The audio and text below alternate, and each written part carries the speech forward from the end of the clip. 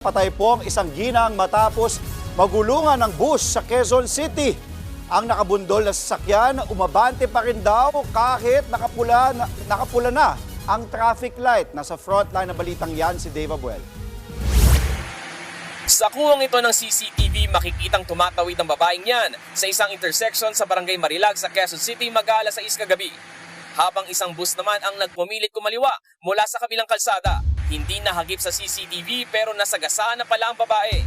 Sa isa pang anggulo ng CCTV, makikita rin ang pagliko ng bus at ang tila pag-alog nito dahil pumailalim na pala ang babaeng tumawid. Ayon sa barangay, beating the red light ang bus. Tinabol ng bus yung red light. Pagtawid po nung matanda, tumingin po kasi sa kanan. Hindi niya napansin yung bus. Dead on the spot ang 57 anyos na babaeng residente raw sa lugar. Nagkalasog-lasog ang ilang parte ng katawan ng biktima.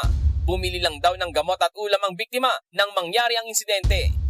Ayon naman sa driver ng bus, naka-green ang stoplight nang kumaliwa siya. Hindi raw niya napansin ang babaeng tumawid. Hindi ko naman sinasadya yung pangyayaring yun. Ayun po.